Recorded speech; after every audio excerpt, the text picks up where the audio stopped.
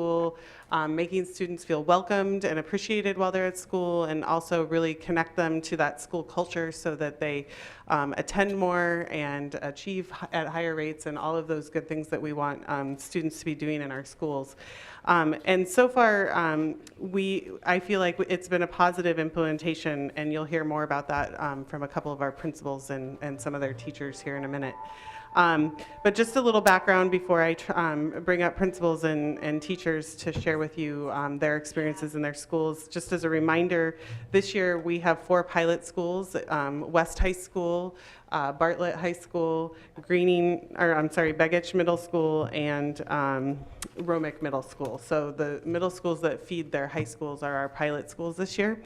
And there are a few staff from Eagle River High School that were trained as well, and I'll get into why they were trained as well as I get through this a little bit further. So we did bring those 4 pilot schools and their staff in 2 days early before the school year began, and teachers were due back to report for training. And they participated with their staff in sites for the 2-day training where they learned all about how to implement Capturing Kids' Hearts. And so there was also a 1-day, so that 2-day training was for about 500 certificated staff in our district. And then there was a 1-day training for classified staff, and about 100 classified staff members also went through training for Capturing Kids' Hearts.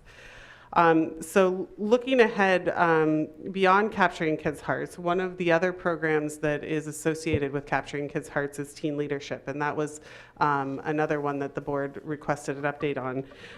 Part of the reason there were a few students from Eagle River High School, or a few staff members from Eagle River High School that were chosen to learn more about Capturing Kids' Hearts is that both at Bartlett and at Eagle River, they have peer mentorship programs and peer leadership programs naturally already as a part of their schools.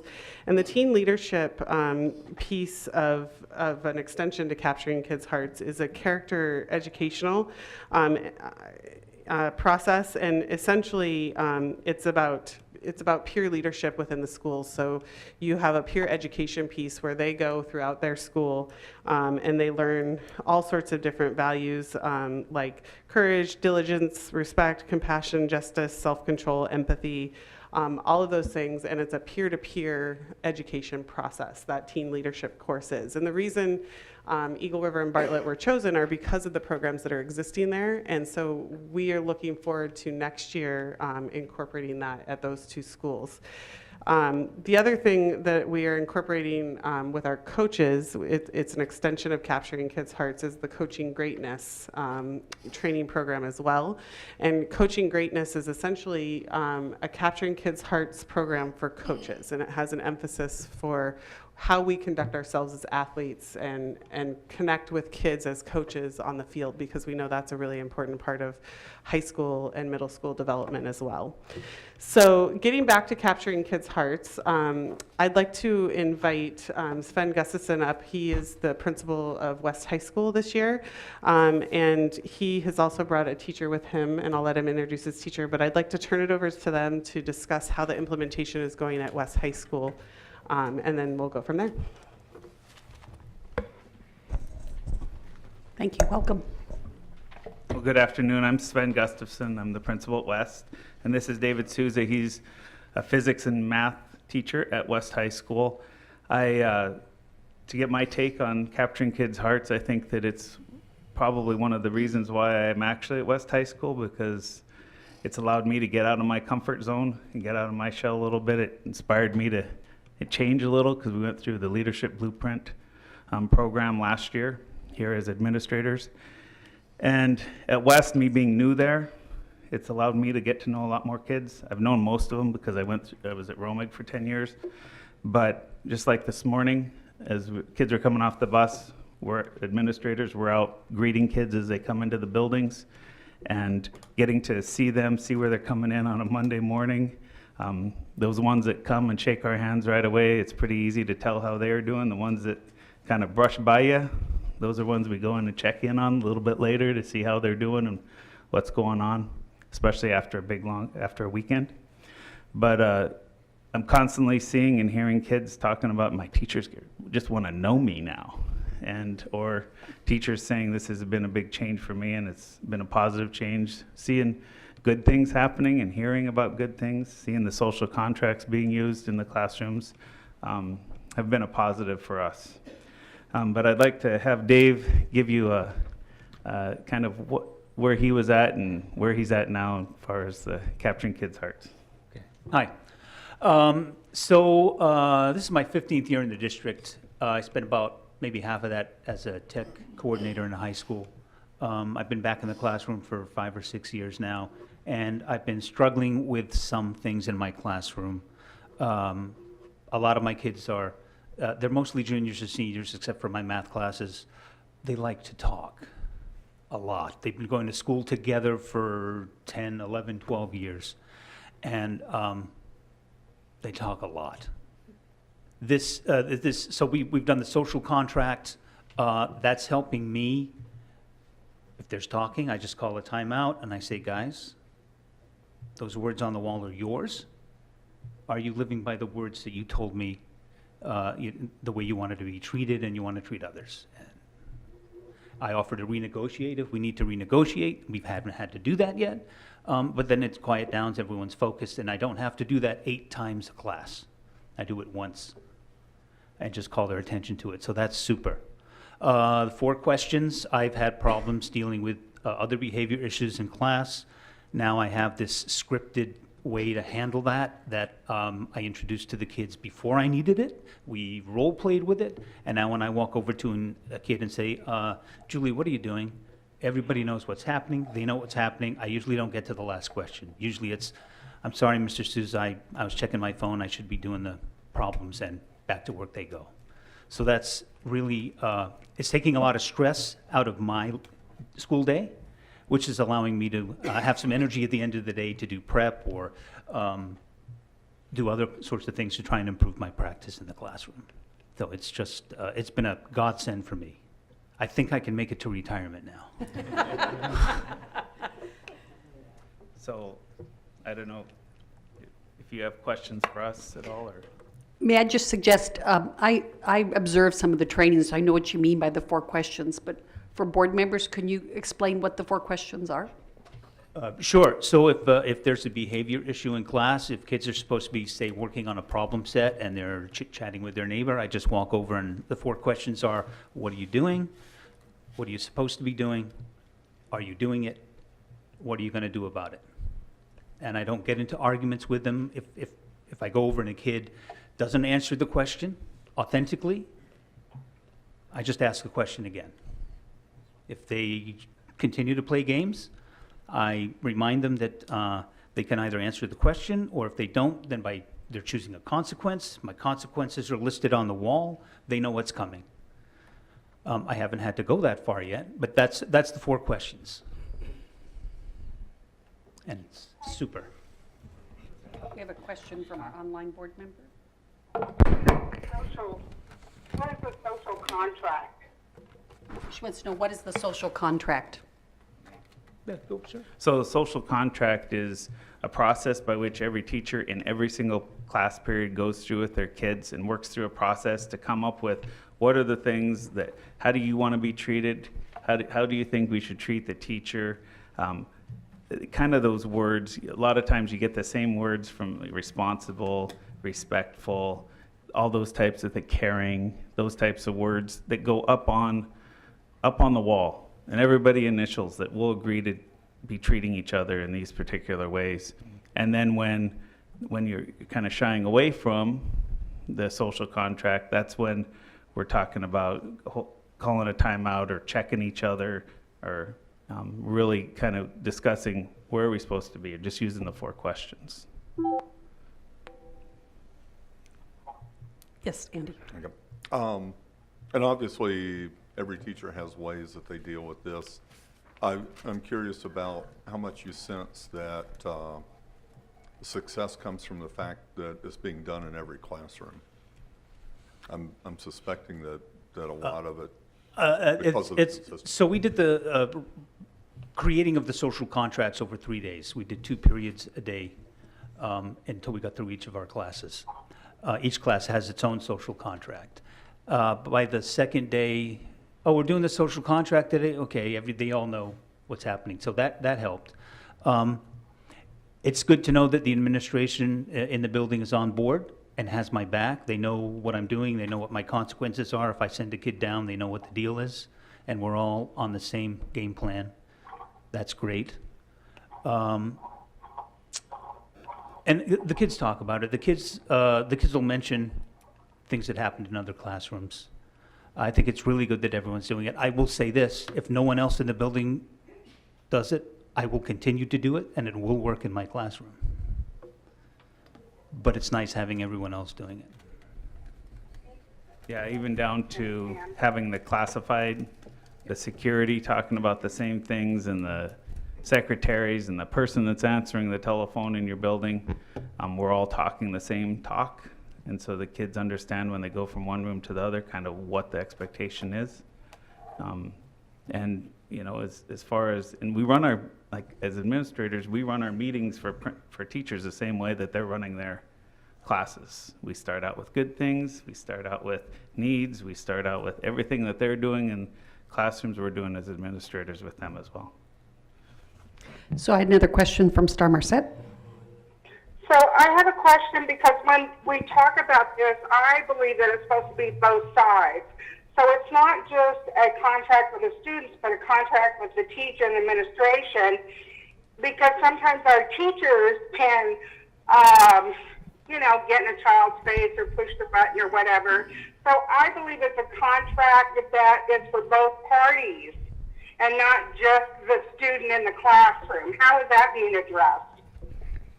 I guess I could answer that as an administrator. You know, this social contract is for everybody in the classroom at any given time. And if a teacher is being sarcastic, kids can check them. We actually have hand signals for checking and calling a foul and having to do put-ups if you're called a foul's called on you, and the kids can do those to teachers as well. I mean, it goes both ways. As you go through it and you go into the classrooms now that we've started, we're a couple months in now, you're not seeing that as often. It's very controlled. And again, I think it's just important to have that communication be a two-way communication instead of one way, because that's what's going to make the classroom work. I agree, and in my classroom, I've had fouls called on me more than once. But the discussion with the social contract with my students is that this applies to me as well, and that they have a responsibility to call me if I'm in violation of the social contract. If I'm wasting their time with some stupid story, they should stop, check me, and I need to get me back on track. If I'm from the Northeast, and we talk quickly and we're sarcastic. And that's been part of my classroom persona over the years. If I'm sarcastic in class now or put someone down, they call a foul on me, I have to give two heartfelt compliments. But it definitely works both ways. You know, the reason why I asked Dave to come is because he said something to me a couple weeks ago, and that, if you don't mind. No, fine, that's fine. He said, my classroom's now where I wanted it to be for a long time. And he said, this has given me the tools to get my classroom to where I want it to be. And that's why I asked him to come. So. Before you leave, I wanted to just share one anecdote because a West parent stopped me last week and said, something's going on at West, because this is what I observed. And it was really incredible how the students were behaving and how the teachers are interacting with them. So whatever is going on there, keep it up. So there was some public feedback. Thank I'd like to take time to have Bartlett tell their story as well. So I'm going to invite Sean Prince and his teachers that he brought with him up to talk about Bartlett's experience with implementing Capturing Kids' Hearts. So Sean Prince.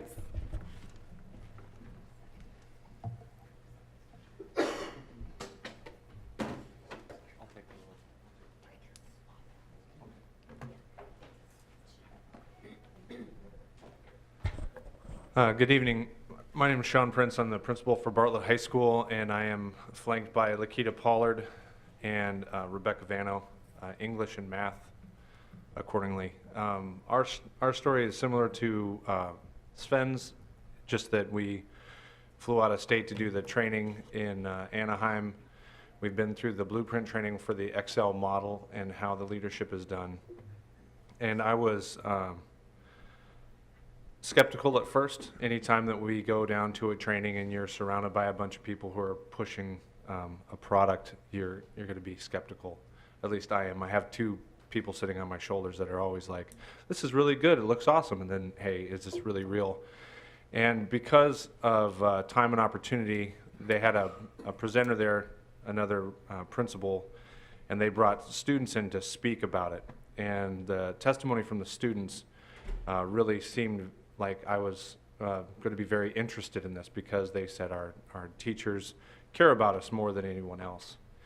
And I know that from our climate connectedness surveys, that was something that we needed to really focus on at Bartlett, because 51% of our students said that, you know, they had one caring adult at the school, which was rather alarming to me, because it didn't seem to be true, but if that's what they filled out in the survey, then that's what I was going to go on, that data piece.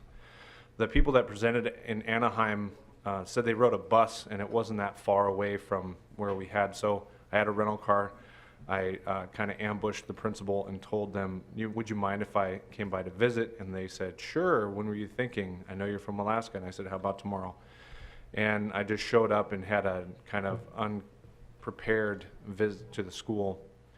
And what I saw was students who were really connected with their faculty. I saw people getting along in a way that I wanted for my own school, so I was eager to bring it back.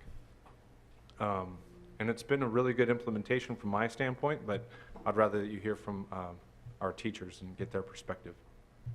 So, Lakita, if you want to, and then I'll switch. Good afternoon. I absolutely love it. I'm a youth leader in the community, and I've been in youth ministry for 25 years, so it's kind of like I get to be a little more free in my classroom. I'm following the Excel model as far as the lesson plan. So we begin, as the principal of West was saying, with engagement. And so that's a greeting at the door. Or if I'm tied up, and what's been cool about it is the kids will, oh, Miss Pollard's busy, and they're at the door shaking hands if I get tied up. But it's making the community smaller, because a lot of times as teachers, we're not able to get out. And so with everyone being out on our floor, on Blue Hall, where I am, third floor, we're able to get out there, and we're shaking hands of all the students, not just our own students that are coming to our classroom. And then the next part of the Excel model is explore. So at that point, good things, everyone shares. And sometimes, you know, you have the kids that want to share, and then you have those that they don't want to share. But I make sure that during the course of the week, everyone has shared one thing. At the beginning of the school year, in terms of sharing good things, the kids didn't really have anything to say. And so I said, well, you can just say, I'm still breathing. And and forgive me, Rebecca, we lost one of ours last Friday, pardon me. And so that was exemplified over the past week, because with kids saying, I'm still breathing, you know, it was apparent, you know, because some of them had Miss Tanya Winchester as a teacher. So then, you know, going through your regular lesson plan, and then the Empower. And one of the things that I've tried to implement is there's a group building activity. I get to play with the kids, basically, and so we'll have some game or something where we're coming together and they get to talk a little bit more. And then the launch, and I think the launch has been one of the most poignant things for part of this program, because I really search hard for my launch, because it's the send-off for the rest of the day. And whether it's a quote, a story, a video, I've been very purposeful with what I've chosen, because my theme for the year is my life matters, your life matters, and then let your life speak. That's been my theme as far as the school year. So my launch, today we had a quote from Reverend Dr. Martin Luther King, and it was that darkness, basically what it was saying is darkness can't expel darkness, and that we expel that darkness by the love that we have one for another. That's basically what it was. But it's just a send-off out the door for the kids. And they remind me of good things. They're very, Ms. Pollard, we haven't done good things if I'm excited about whatever we're doing for the day. And they make sure that we launch. And so it's just that consistency piece that's been good. And that's in order for implementation, to be effective, fidelity, one thing, and consistency. And the kids really hold me to making sure that we follow that structure. And so I'm going to try not to just repeat what everyone else is saying. I think that one of the cool experiences I had, one of the things I've reflected on is how meaningful it is for the entire school community environment. And the beginning of our school year was certainly different than it has been in the past. And as an English teacher, I do a lot of Socratic seminar with my students. And in our first Socratic seminar of the year, we had read Allegory of the Cave and another couple pieces that went with it. And the students in one class were talking about this question of, is it our responsibility to kind of find our way out of the cave, or what obligation do we have to help each other, and what's our influence on each other? And they were sort of debating some of this, does our environment shape us into the kind of people who can do that, or is that just something we have to find on our own? And one of my students said, somebody had made the argument that it's really just, individually you have to dig deep and kind of find it. And one of my other students said, I don't know if I agree, because you know how this year, all the teachers are trying to get to know us and shake our hands, and how much more positive it feels here this year? And all the kids in the class kind of nodded and said, yeah, it does. And so I thought that was a really powerful statement, just looking around at this pretty diverse class, that they were really in agreement that, when they had all their teachers sort of making that effort to get to know them, that the whole school felt different, the vibe felt different, When Sean asked me to come talk, I told him that I have things I'm wrestling with it, and my impression is that you want to hear those things too. And so I'll let you know that I'm somebody who believes in SEL, and I teach peer leadership at Bartlett also, and I've been an advocate in the district for SEL strategies for a long time. But as an English teacher creative type, I'm not much of a formula person and never have been. And there's value I see in the formula for changing kids' hearts, but I will tell you it's hard. And there's times when I felt like this year I haven't connected as well as my kids, because I'm taking on this persona that hasn't been me with the 4 questions. But there's other pieces of it that have been really good for me, standing at the door every period and making that commitment to get up there. And I think that one of the things, if the question Sean asked or said, you want to know how it's going in schools. And I think that there's some growing to do still and learning about it, and that can't happen by, criticizing teachers for not, for struggling with it. But teachers need support, and they need people they can go to and talk to. Unfortunately, we have an administrative team that's open and supportive, but it's, for some teachers, I think it's been a perfect fit right from the start. I think some of us have bought in philosophically and are just trying to kind of find our way to make it fit who we are. And I think some teachers are still struggling to buy in philosophically, and those, and need kind of continued inspiration about that. And I mean inspiration sincerely, it's not a euphemism for something else. It's, I think every teacher at Bartlett High School cares about their kids a lot. I love, and like Lakita said, losing one this week's been hard. Sorry. Let me jump in real quick. Yeah.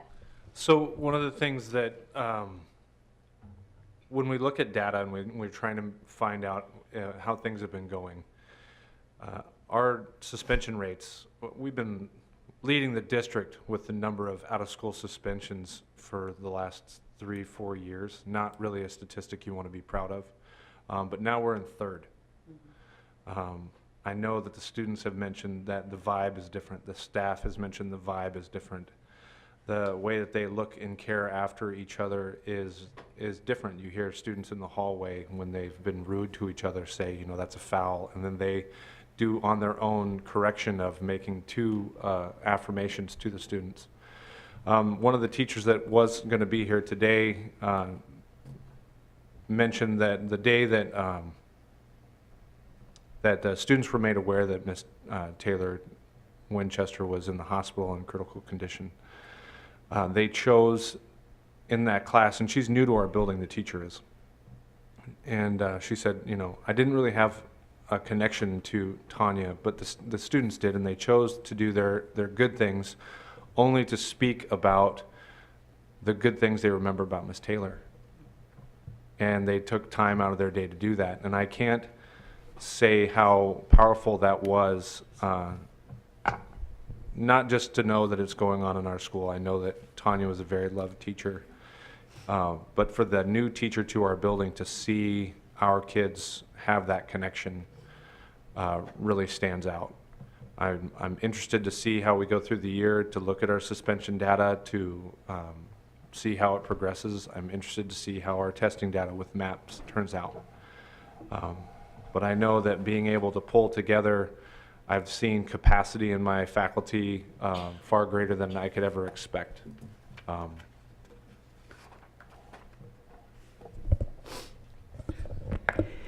Thank you. Moving testimony. Questions from board members? Any questions? Thank you again very much.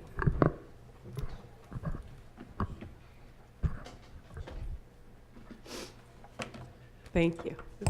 So that was powerful testimony. The one thing that was mentioned is that it's a new thing. It's an implementation, and it's the first year that these schools have actually implemented Capturing Kids' Hearts. So part of the program that the Flippin Group provides through Capturing Kids' Hearts is that there is ongoing support for the schools as the year goes on. So there's additional training for essentially a leadership group within the school that will really take on Capturing Kids' Hearts as the initiative in their building and be the leaders for that cause in the building. So they will get additional training throughout the school year and be able to really work with the staff as the year goes on to see the implementation through. So so that type of support is coming. They come back in November as their first kind of check-in with our 4 pilot schools, and we'll be able to work through some of the implementation issues that are coming up. So, we didn't mean to make everybody cry this morning or this afternoon, but I really have seen a lot of positive come already from our Capturing Kids' Hearts implementation in our 4 schools, and every principal that I've talked to in those 4 pilot schools has had lots and lots of positive feedback to give me. So it's every single one of them has said it's changed the vibe or the feel or just that feeling that when you walk in the building, how kids are interacting with each other and how they feel about being at school. So it's been really positive. Thank you, and thank you for that. And what was mentioned was an out-of-state training, and really what that looked like. Initially, it was the principals and other leadership being just brought to a kind of an understanding and common language about leadership and how we talked about leadership. And I knew that there was a school component to it, not just a leadership component, called Capturing Kids' Hearts. And the leadership part is not called that, it's called Leadership Blueprint. And it works with the Excel model, and so it has some of the same tenets, but I just went to a group of people and said, you know what, to the APA, and we have this opportunity, could 6 people, would they be interested if you liked Leadership Blueprint and you wanted more? They do have a school component. And then that's when 6 people went out of state, kind of as scouts and spies, to see if this is this worth it? Is this something? Is this bogus? So we picked, like people like Sean was like, yeah, right. So he was actually somebody who we wanted to have balance to say, I don't want one more thing to do. And so when the team came back and said, you know, I think this is valuable, I'd like to do it, we could only invest in 4 schools. And so the administration really worked together to make those decisions. And there's other schools that say, me too, what about me, presently, but we don't have any plans to expand at this point in time because everything is really in regard to our budget. But when they referenced that out of state, there were just 6 people to explore it, so it wasn't something that we do to people, we did it with people. My question is, though the funding doesn't allow us to do that, do we not have people that are training, that could do the training? Is that possible? Madam President, sorry, I put a cough drop in my mouth. I've been through probably the majority of training by this company, but they vet their trainers very well for consistency and expertise, and we wouldn't be able to do it now. It would not have the same effect, I would say, that if we tried to train. I mean, it's very different. It's really an experience, the training, more so than just a prescribed system. And there are some prescribed things like the 4 questions and others, but it really gets at who we are as people first before we can get. Yeah. And they haven't asked any of us to do it. I bet Sven and Sean will probably be one of their trainers someday, but it is very different, the training. And maybe would Sean or Sven, would you want to just talk about those 2 days? Because it really is different. It's really not like a traditional training.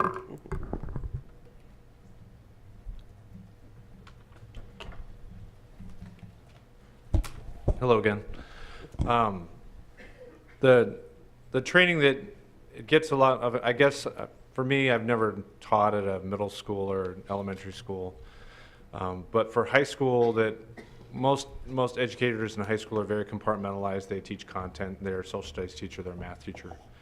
The training that we went through exposes more of, you know, the idea of a social contract was new to some people. If you've done peer leadership before, then they call it a full value contract, and it's an agreement, like Ms.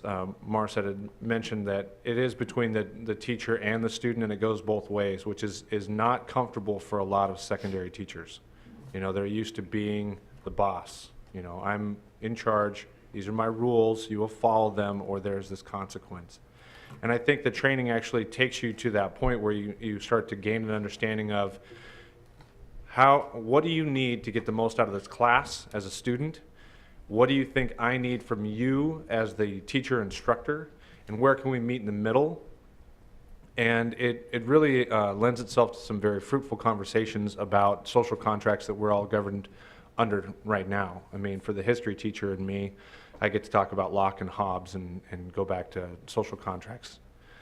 For a lot of the other students, they get to know that, oh, well, what if I don't, because this came up, I came into a classroom and they said, well, you know, Mr. Prince, what happens if we don't sign that? Then, you know, nothing can happen to us. And I had to remind them, well, you know, if you're driving a vehicle right now, you didn't sign anything that said that, you know, if you didn't sign, then you can speed.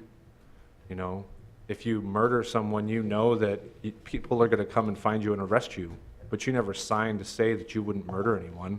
These are all contracts that we're undergoing. The training that we went through for 2 years really changes the way that you view your school as a whole culture, and it's not rooms inside of your building, their own little universe, but it's one community. And I think that's the big part of it.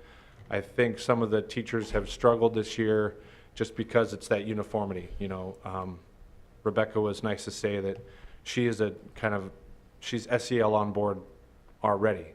But for some teachers, when you have to shake hands with your students, when you have to go by things that are different than what you might have done the last 10 years, it's going to be a challenge. But I know that if we continue to be consistent, as Lakita said, for the next 3 years, it's going to become a normalcy that our students accept and expect to be treated in a certain way. And it will work. Like Dave said in his testimony, if they decide not to do it, Bartlett is still going to do it. I mean, some of our teachers wondered, well, how much does the training cost? Well, I said, once we implement the system, and we've all been trained, and I would agree, we can't turn to train ourselves, because there is something very powerful about, if I had to lead this training to my faculty, they're not going to hear it the same way. It's like you telling your kids 1,000 times, hey, don't do this, don't do this, don't do this.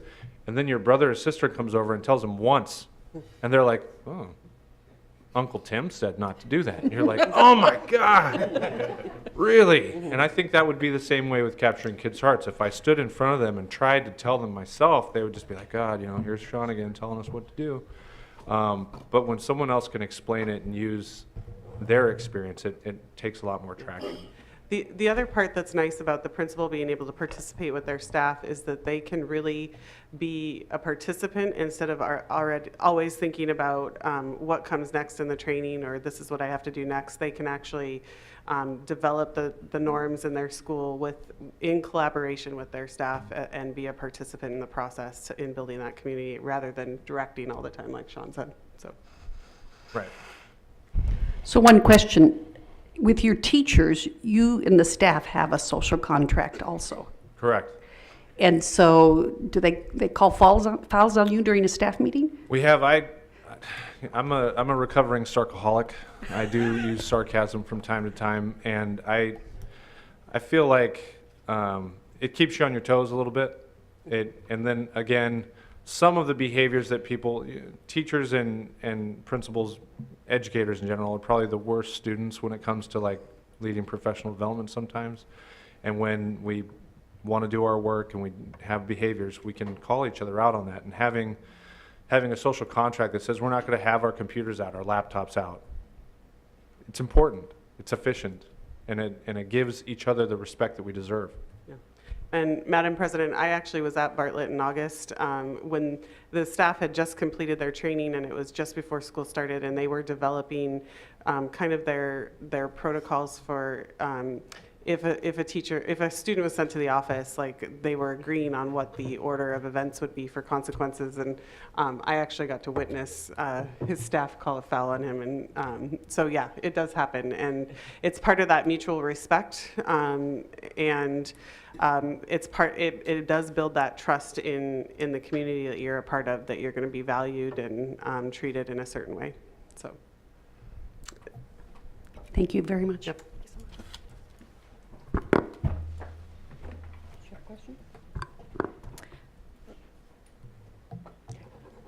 Madam President, the next item on the agenda was a request that arose from an executive session.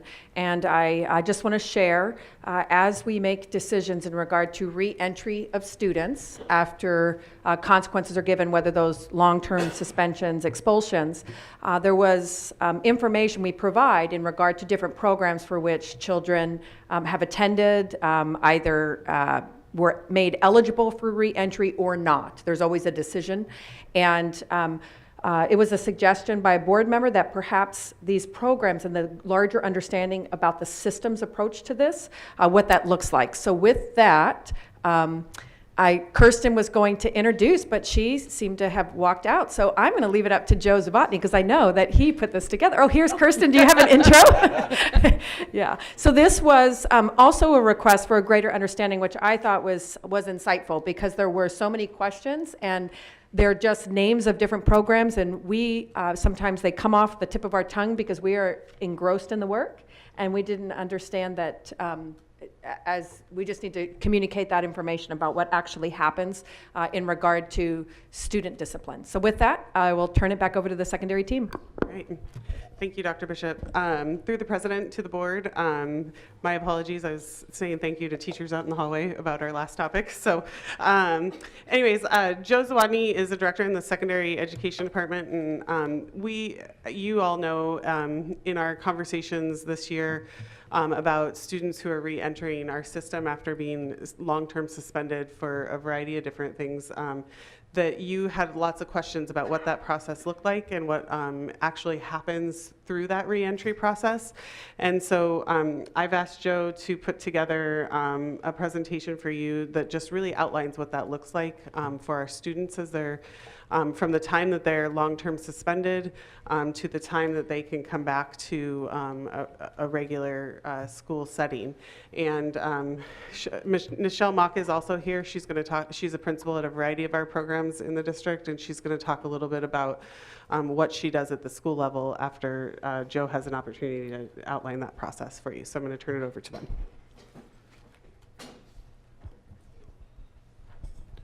Thank you very much. I appreciate the opportunity to share some of this information with you today. Gonna talk about just general procedures for how we long-term suspend students in the district, what some of the programs look like that those students would go to during a long-term suspension, then that process for reinstatement. One of the things I've noted as a director over the past few years as I meet with people outside of the district is we're pretty fortunate in this district to have so many programs for students who are long-term suspended. In a lot of districts throughout the nation, when students are suspended, they simply sit at home for a quarter, a semester, or even a full year. So we're pretty fortunate. So the first thing I wanted to talk about today is how students are referred for these programs. Once a student has been suspended from a school, that school provides information to me about that incident.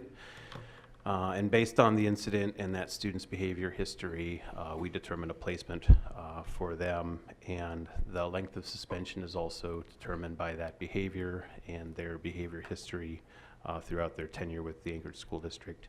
Most students return either at a quarter or semester basis.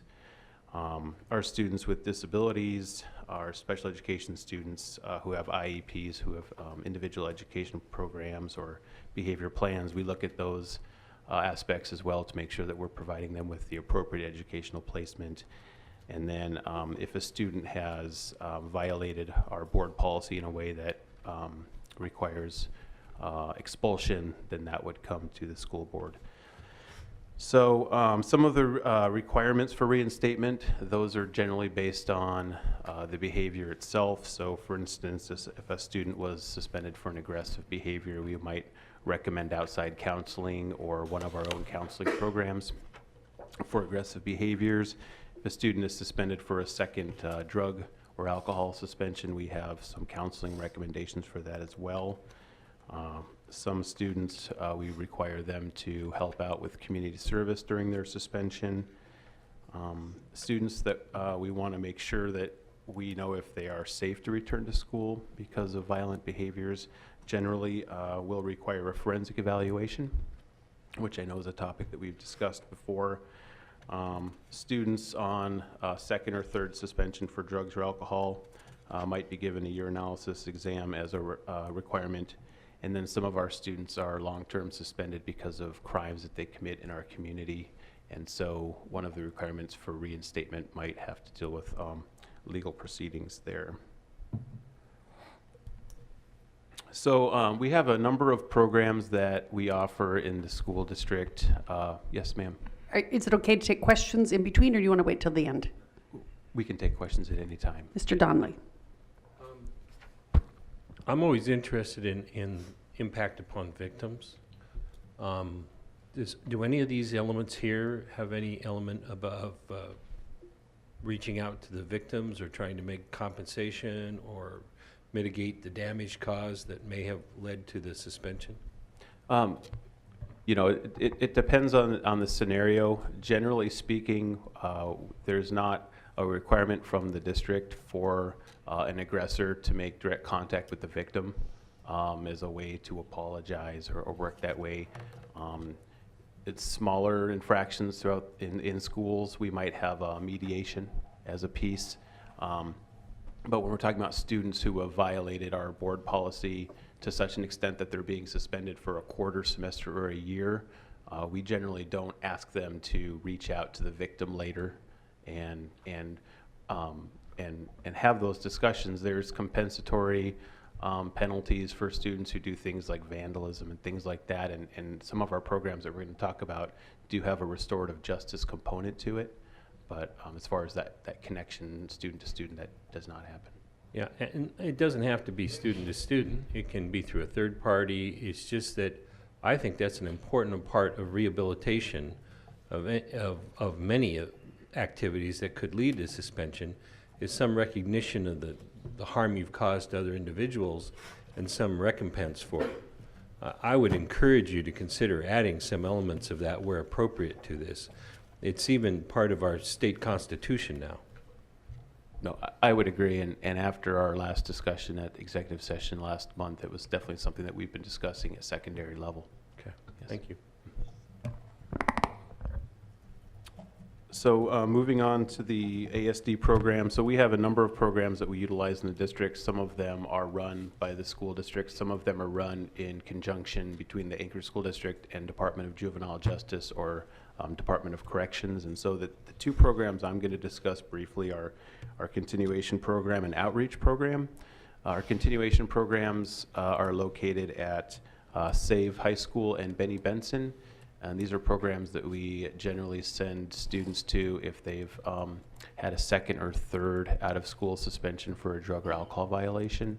And those students have an individual classroom at both of those schools where they continue credits towards graduation. They receive the curriculum that's mandated in the district. And then they also have counselors that they work with in the schools to make sure that they're getting the counseling that they require. And those teachers also help the families and students continue progressing towards coming back to school. The other program that we have through the Anchorage School District is the outreach program at Whaley School.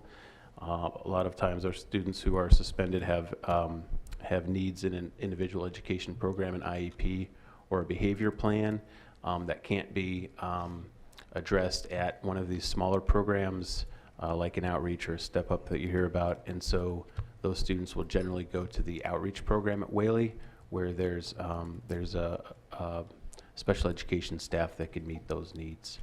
And again, just like the continuation program, those students continue on the credits that they need for graduation, the curriculum that they need. If they're middle school, they don't work on credits, but they continue their curriculum there. And then the teachers help them continue to make progress towards the ultimate goal, which is coming back to their neighborhood school and being successful. So next I'd like to invite Nichelle Mock to talk to us about those Department of Juvenile Justice and Department of Correction programs that the district partners with. Go ahead. So 3 of the 5 programs that I'm the principal of, I'm going to talk about today just for a few minutes. Step Up is a program that is in combination with McLaughlin and Juvenile Justice, and it houses students that are anywhere from 6th grade to 12th grade. They are a 2-classroom school located downtown, and that's for violent offenders. At that school, this might address the victim part of that question you had. They actually do a group that works on the impact that has on your victims, your behavior and the impact that it has on your victims. Not that they go out and they discuss it with their victim, but they do work through that through their therapy group that is run by the Division of Juvenile Justice, not by the school district. So it's run with us. And I think that does part of that because it is a restorative justice program.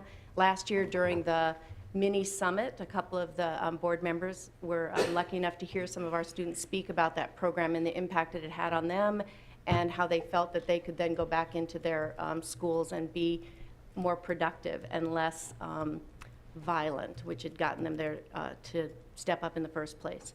An additional program, MYC, McLaughlin Youth Center, has 5 programs housed within it, and they also do treatment that works with the behaviors that got them into the trouble, that gets them into McLaughlin Youth Center. So they also do some work that has to do with therapy and how your behaviors impact your ability to be a productive member of our community and the impact that it has on your victims when you do participate in those behaviors. McLaughlin School, because it has the 5 different programs within it, it has the community detention programs for boys and for girls, and it has the treatment side of the house. So there's the 5 programs that run in there, and the goal of that program, that school, is also to get kids back into the community as productive citizens, so they will return to their either their comprehensive high school or an alternative setting, non-traditional setting that might be more appropriate. And then my last school that I'm going to talk for a few minutes about is New Path. New Path is located in the Anchorage Correctional Facility. It is on what used to be called the Cook side, but it's now Anchorage Correctional Complex. And that program has students that come from all over the state of Alaska to attend. And it is an Anchorage School District school. It is run by us and the Adult Corrections Department, so DOC. And actually, Mr. Joe Schmidt and I began that program 6 years ago now when he was the commissioner. So it's an amazing program, along with the rest of my programs. I find that they are the programs that these kids would have nowhere else to be and nowhere else to learn how to be appropriate in our communities once they're released or once they're back out into their home schools. For a couple of these programs, they may never return to a comprehensive high school. They may not return to the school that they came from. If they don't, there's other ways that we handle some of their education. I neglected to mention that Step Up has and so does New Path, they have a component that is an online-only component. So for example, if Step Up is full, or we have a student that just would not fit in a classroom environment because of their behaviors or a variety of other reasons, they may do theirs online until they're able to get a spot in the Step Up program, or that their behaviors are such, they've received some outside counseling, they can then return to Step Up even. And New Path, it's the same way. If they're released back into the community and they have not finished, we try to, if they're close enough to graduation, we try really hard to make sure they're still getting an education so that they can graduate. Thank you, Nichelle. So yeah, one of the neat components of these programs is while students are suspended or when they're at McLaughlin or the New Path program, they're still working towards graduation, which is, of course, the goal. So finally, I wanted to share with you just a little bit about how we reinstate students who are long-term suspended or expelled. Once a student or a family or a program believes that a student has met the requirements that we required as a school district for reinstatement, they contact secondary education. We take a look at those requirements. If they had a forensic exam required, we'll make sure that they get that exam, and then we'll look at the results of that. If they had to have a clean UA, we'll look at those results as well. From time to time, if need be, we'll work with special education department to make sure that those requirements are in line with what those educational needs are. If a student does pass that forensic exam or urinalysis exam, then I meet with the student, the family, and the school of reentry, usually their high school or middle school, their neighborhood school. We come up with a plan for success to make sure that they can transition successfully back into that school. And then, again, if they're a special ed student, we'll look at that IEP and behavior plan to make sure it's revised for that environment. If a student does not pass the forensic exam or the urinalysis exam, then I meet with the family and the student, and we'll extend and revise those requirements and that suspension.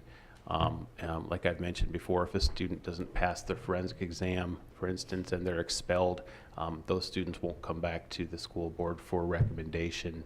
It's not until they've met all those requirements that that student comes back.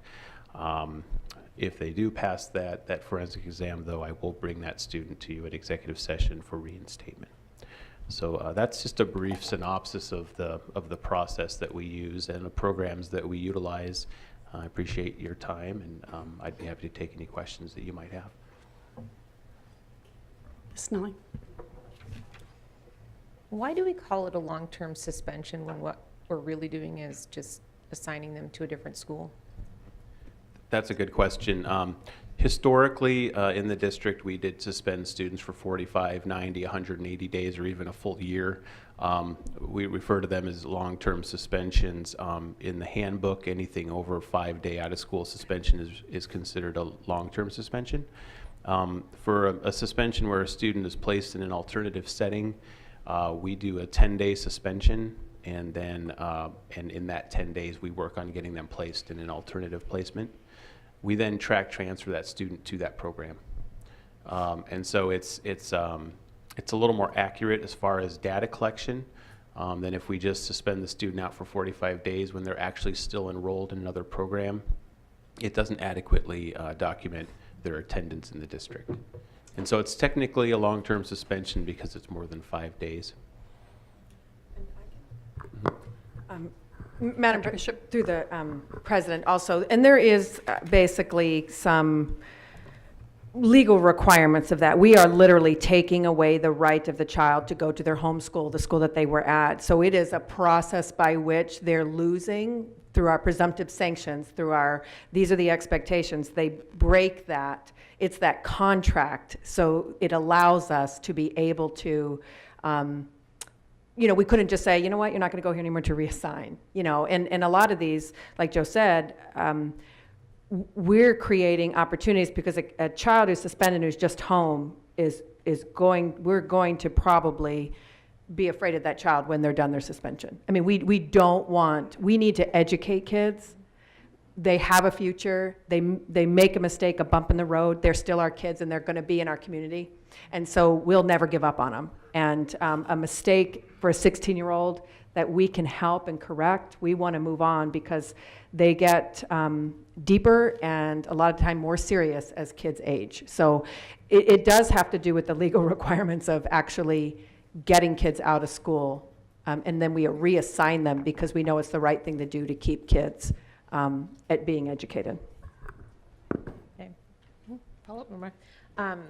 The last slide that had the process for reinstatement, is that only a process for expelled students, or does that also apply to these longer-term suspensions as well? It applies to all long-term suspensions. Okay, thank you.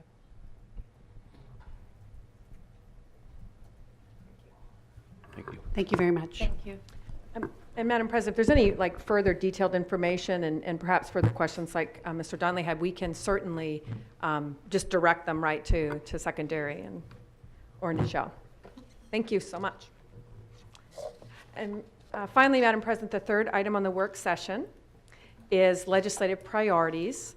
And through Mr. Donley, he has created generated some discussion and some efforts, and I totally turn those over to you all now. And I believe there are some documents, drafts that were presented from the work in that committee. Okay.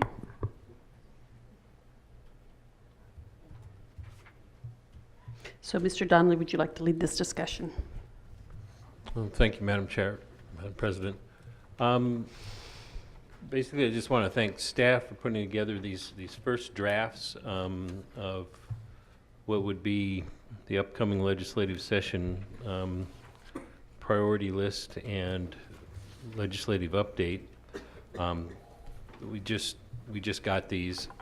My goal, of course, is just to let board members look at these and to make comments and suggestions over upcoming several weeks. About how we can fine-tune these. My initial thought is we're going to work on making them less wordy and a little more direct, and we're going to work on the educational technical language and turning it into a more simple format, a simple use of English to make it more understandable to a broader number of folks out there. So those are my initial thoughts about it. I think it's a great start. I really appreciate the start from the staff. It makes it much easier to work off of at this point. And that's pretty much the beginning phase of this. We can throw it open to board members' thoughts about what our top goals ought to be.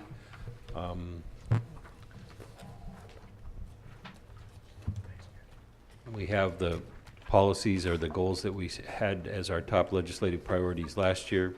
I think everybody's familiar with those. The debt reimbursement continues to be a major issue. Busing funding, the base student allotment within the foundation formula, and the school cost differential, and the school size element of the foundation formula. Possibly seeking some modification or that, or some hold harmless provision to allow districts to achieve efficiencies without losing foundation formula funding. I'll jump right in. When we went to Juneau last year, we basically summarized our priorities by using the 3 Bs. In fact, I saw that later on there was use of actual bumblebees to really drive home the message, the 3 Bs. I think what we've done under the they're similar. They're the exact same ones as last year, except that we've been more specific in terms of the base student allocation and some tweaks, major tweaks that we would like to have happen. And so I think we need to find a way to the cost factor and the school size efficiency and learning investment, some tricky little way that if I don't have this in my hand, I can pull it out of my back pocket instantly and say, this is what we're thinking for. And you know, it's following that whole line of, you know, don't have more than 3 things. So if under one subset, we're going to have 3 things, we need to find something catchy for people to remember and maybe even use visuals. I mean, obviously, I've always stated I'm a visual spatial learner, so the more you do that, the better. But so to really drive home, we have a little different message, and of course, we discussed this in our resolutions to ASB. So driving home this district cost factor and the school size efficiency are major pieces that we're going to take up even at ASB. So that's some feedback for me.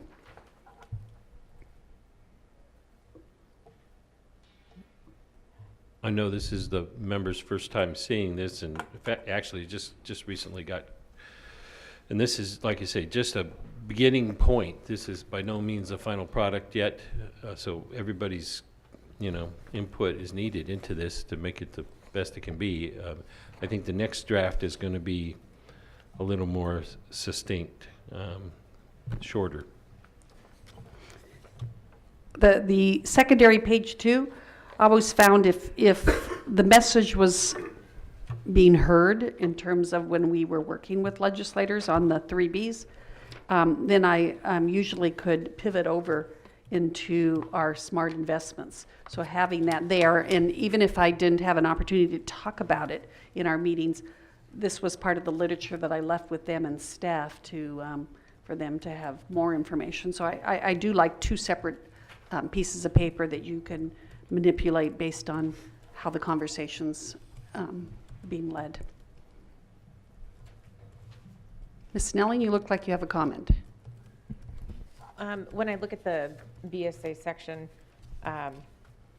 one of the things that I'd like to request, and I don't quite know how to word it, is how about some sort of forward-looking bill so that we have something that we can plan for 1 or 2 years down the line, not trying to do, you know, the budget mashup that happens every single year. I'd like to see a multi-year budget that's realistic and actually doable. It doesn't have to, you know, ask for the moon every single year, but it needs to be something that we can look forward to and try and plan around that way. Are you talking about forward funding for education, or Whether they when I say forward funding, I mean forward commit to it. Yeah. You know, commit to do X, Y, and Z. there's multiple levels to think about there. First of all, there could be, what I did when I was co-chair of Finance Bunch was I did the education budget early and just took it off the table, and then we fought about everything else. But the school districts all knew they were going to at least get that much, and then we could have added more later.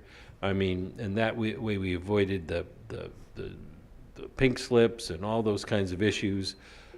But there's also, many people have thought that education should be forward funding almost like a year in advance, and there'd be some sort of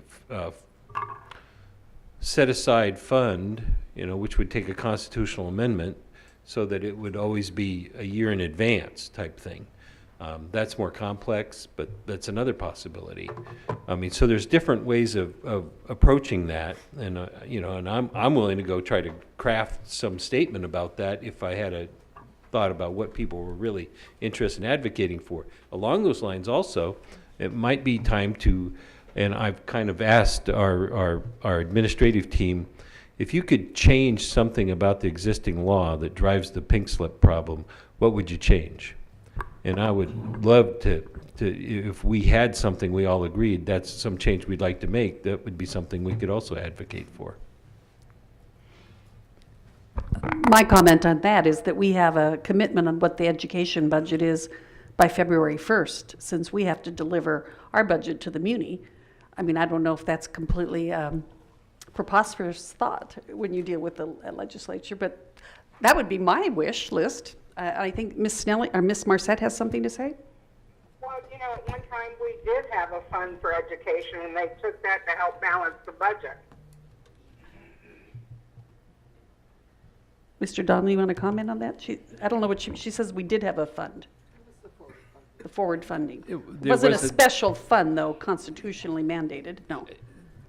I think the legislature set aside a pot of money a while back. I wasn't there at that time. I'm not exactly sure how it worked, but it wasn't a constitutionally dedicated fund. There have been proposals by various governors to do that, but they never made it into the Constitution.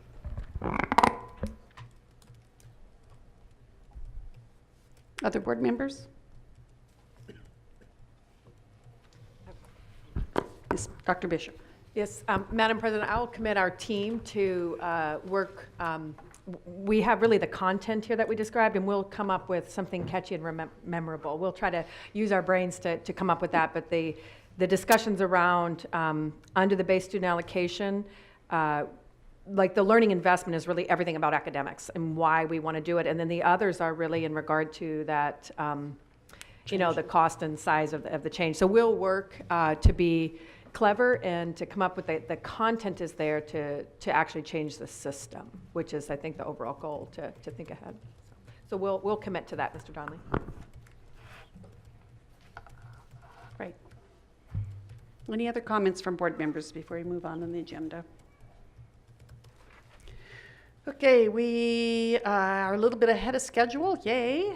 So I'm going to have a 7-minute at ease. 7-minute at ease, please be back here at 5:55 so we can begin our presentations on focus on student and staff. Thank you.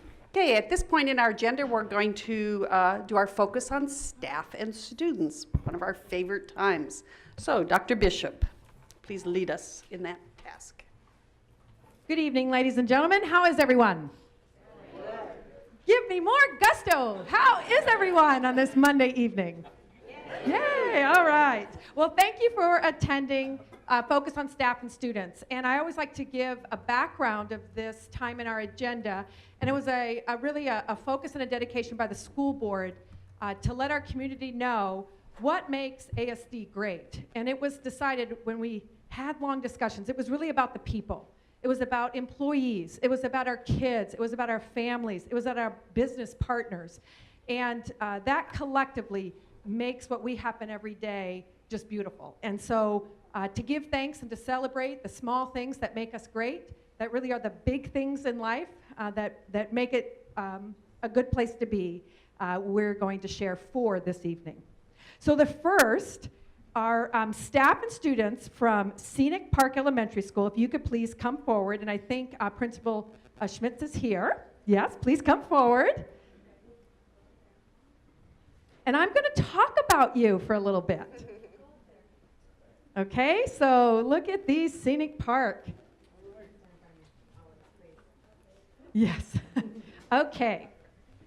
So I'd like to share that students and staff at Scenic Park Elementary School saw a need and worked hard to help fellow students at Humble Elementary School outside of Houston, Texas, after Hurricane Harvey struck. Students sold small paper sunshines for a week before school each morning. Each class also put together a themed basket to be auctioned off at the school's open house. A parent donated a bicycle that was raffled off as well. The school sent over $2,000 to Humboldt Elementary in the form of Walmart gift cards. Walmart donated the cost of wiring the money for their school to get needed supplies and for them to get to the families who are homeless from the flooding. The school board and administration are so proud of your efforts, generosity, and compassion shown to students and families affected by Hurricane Harvey. We thank you. And whom from this group would like to take the microphone and talk a little bit? Who likes to talk?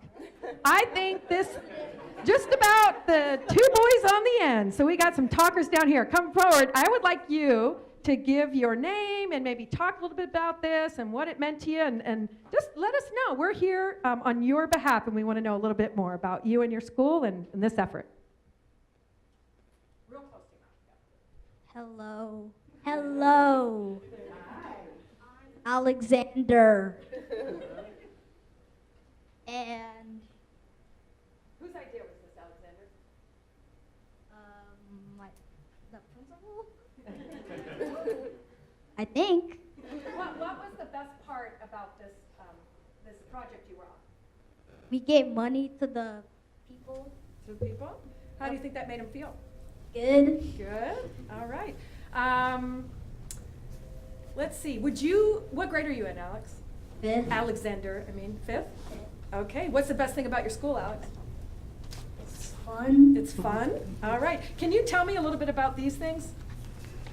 So we just sold these, and then we sold a whole bunch, and then we got a lot of money. Okay. So I kind of see these in gas stations sometimes. So you could buy this with your name on it, and then it's posted around your school, and then you donate the money. That's awesome. So $2,000 is quite a bit. How long did it take you to raise that much money? A week or 2 weeks or something. Whoa, you turned over $2,000 in a week. That's great. We should talk to our CFO here about that. So, I would like each of you to state your name and your grade level and the best thing about, just share a good thing. It could be about you personally or about your school.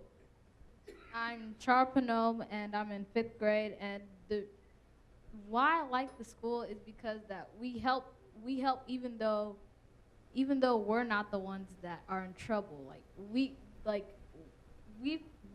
If we feel like, I don't know, like if a flood happened to us and we were in Houston, Texas, then if nobody helped us, then we'd feel bad, like nobody cares about us. But then while we think about that, and we're all like, let's just help, because we're being very helpful and we're just trying to help other people.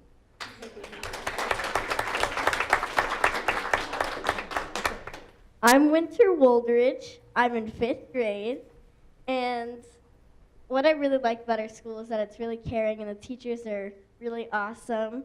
And every time, like in every grade, I don't think there's ever been a teacher that I don't like. So, and then our school is just really caring and helpful to people.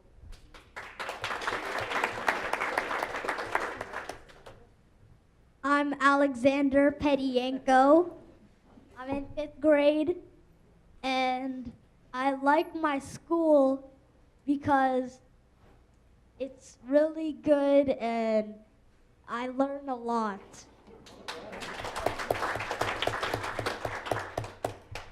I'm Hayden Westlake. I'm in 5th grade, and the reason why I like this school because all the people in the school is really nice, and I learn a lot. I like all my teachers.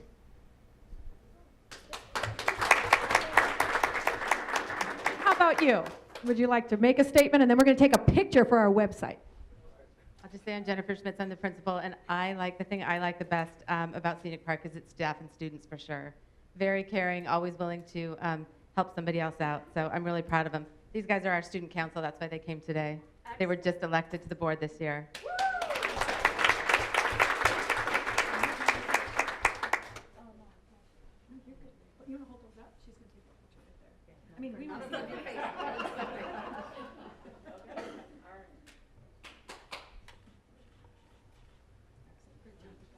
Excellent job. Thank you so much.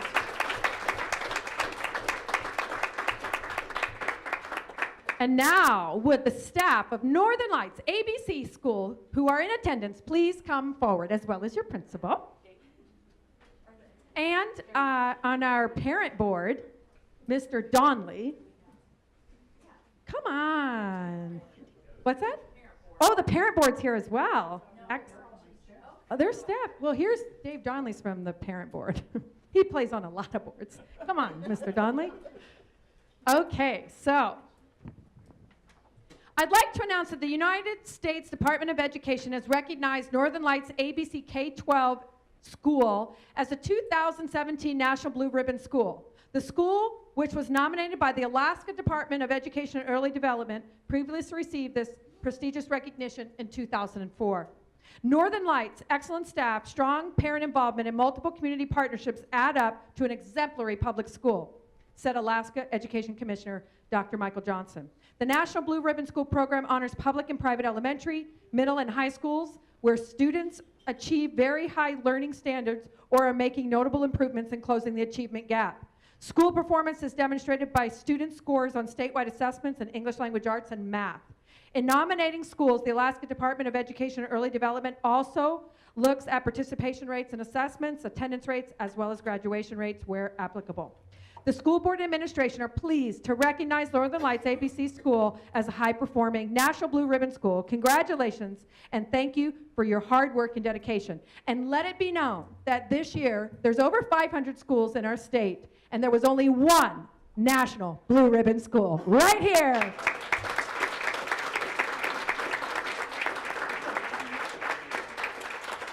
And would you like to make a few comments? We are just very honored with this recognition. I have a fantastic staff and student body that makes this all work very well. Mr. Donley has been on my ABC board for the past couple of years, so we are just very honored and thrilled that we have been recognized. And ABC stands for? Anchorage Basic Curriculum. That was And my your school test. colors are?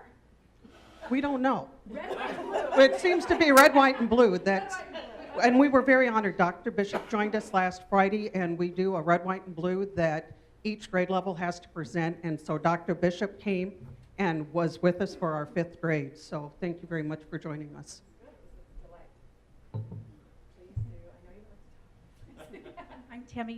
I'm Tammy Duff, and I teach 5th grade at Northern Lights ABC, and I have been teaching there for about 12 or 13 years. And it's the greatest school that I've taught at. I've been teaching for 20 years, and it's home. And I love the families, I love the kids. They make the job easy and fun, and I still love going to work after 20 years.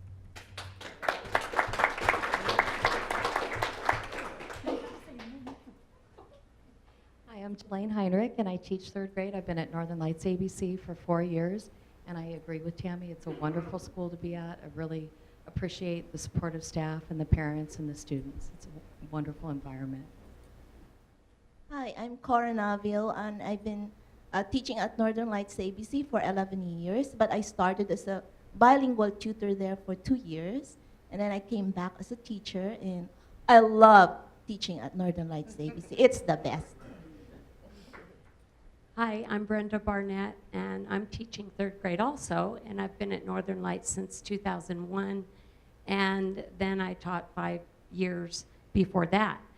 And I love it there. I believe in the program and the philosophy of the program, and the students work really hard, we work really hard, and we have very high achieving students, and we try to hold them to those standards. Hi, I'm Leslie Sims. I've been a 1st grade teacher at Northern Lights for 19 years, but a parent for 25 years, because all 3 of my children went through the whole program, and I would highly recommend it to anyone. You want to make a statement? Well, we have a wonderful PTA, and we also have a wonderful parent advisory board. And it's just wonderful working with the instructors and the leadership at the school. It's just been one of the most rewarding experiences of my life, and I just really appreciate all of you. Thank you so much for what you do for our kids. I'll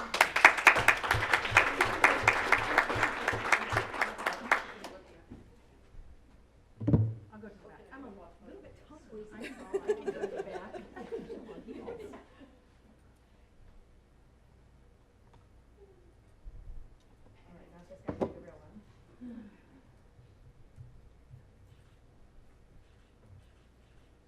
Ladies and gentlemen, Northern Lights.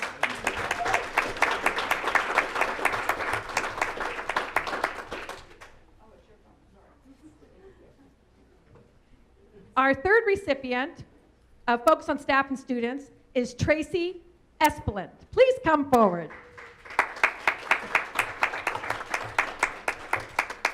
As Tracy's making her way up, I'll make some comments. Tracy is a South Anchorage High School teacher, and she's been named a 2017 PBS Digital Innovator for the state of Alaska. The PBS, let's give her a hand, all right. Woo-hoo! The PBS Digital Innovator Program brings together a community of pre-K 12 educators who are thought leaders in the classroom and change makers for ongoing professional development and opportunities to share strategies, empower peers, and inspire students. English is Tracy's passion, English rhetoric to be specific. She teaches her units with an emphasis on the power of language and shows her students how to harness that power. Although writing practice and modeling are important, Tracy also incorporates audio and visual examples to her students to understand tone, inflection, pacing, and other essential elements of language. Makes me really difficult to announce this. I'm going to be judged at the end of this. Okay, her classroom is kinetic. Students in Tracy's English classroom are rarely seated. She builds a curriculum around the student, immersing them in a given topic and working on it from every possible angle. Movement encourages retention and understanding. In the rare case they do have to sit, I offer fidget cubes for them to use. Through a competitive process, one educator from each state, the District of Columbia, and U.S. territories is selected to participate. PBS digital innovators are provided with support and tools from PBS and a local member station so their ideas can be shared with peers in their own communities as well as across the nation. Tracy is in great company with previous Digital Innovator awardees. Two of these awardees include ASD employee Larissa Wright-Elson from 2016 and our very own Lee Butterfield, 2015. This summer, Tracy and Larissa traveled to Juneau and were part of the PBS and BBCV production on Wild Alaska Live. Is that correct? So, ladies and gentlemen, Tracy Esplin. And would you like to make some comments about this awesome award and your awesome school? And I believe your principal is here if you'd like to come up and she could take a picture with you as well. So let us know about this and what are some of the innovations that you've done and you want to share with your peers in Alaska as well as around the nation. Okay, I have teacher voice, so hopefully I'm not going to yell. So PBS was very sweet to recognize me last year, and I am in great company with one previous South teacher, one current South teacher, for us all to pal around and have this gift, really. PBS hasn't gone away. Their PBS Learning Media Station is an amazing resource for anyone who hasn't checked it out. Everything there is applicable, and it makes sense to the kids, too. At the high school level, my biggest job, I think, is answering the so what for them. Why are they there? And the PBS system really does a good job of that. So I love teaching, but I also always want to get better, and being innovative is part of that process. And it's scary, and I make a lot of mistakes, but the kids see me make mistakes, and they realize that it's just that growth mindset. You just start again, regroup, and do it better next time. Awesome. So, ladies and gentlemen, we have the former principal, present principal, as well as the present awardee. The trifecta of the PBS Innovative Awards goes to South High School. Yes, all right. So come on up and we'll take a picture. Kirsten, you can join. Yeah, and if Lee was here, we'd invite him up too. Congratulations. Thank you so much. You're like me, so we're okay. But you reflect, yeah, a little bit.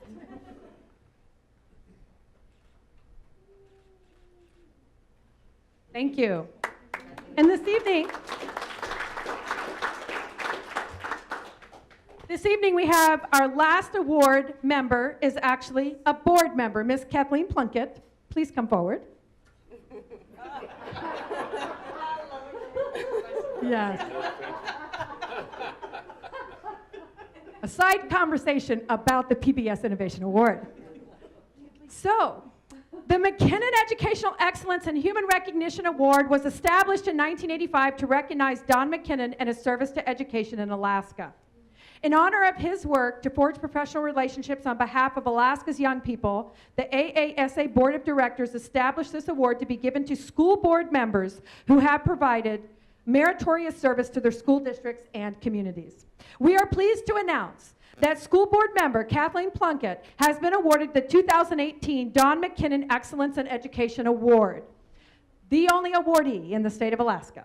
Kathleen Plunkett has been a highly engaged member of the ASD board since 2009, setting the bar for school district public service. Ms. Plunkett has served and chaired numerous committees on the board and throughout the district in academics and governance. A longtime supporter of community engagement, Kathleen Plunkett has served the Federation of Community Councils as a board representative and a president of Russian Jack Community Council for more than 30 years. Advocacy for public education has been a lifelong passion. She serves and works with community agencies building trust in public education. Ms. Plunkett serves as leader with United Way's 90 by 2020 initiative and Arise, Anchorage, Realizing Indigenous Student Excellence, and enthusiastically supports Cook Inlet Tribal Council's programs.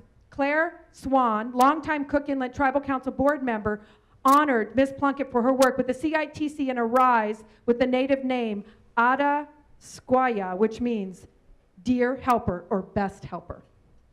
Her tireless work within the community in support of all students across the district is commendable.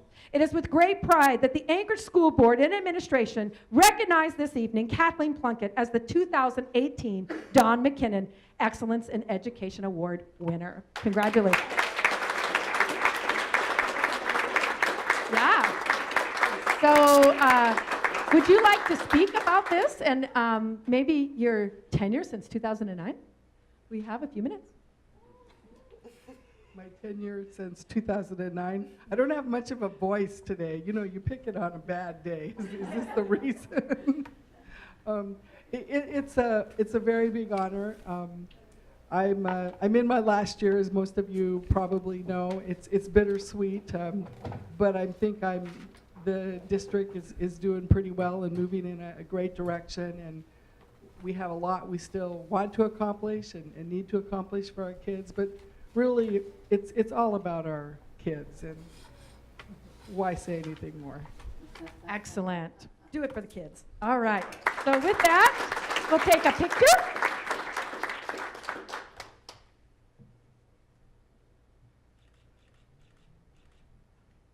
Thank you, and I want to thank all the awardees and the people that support them. Thank you for making ASD great. Have a great evening.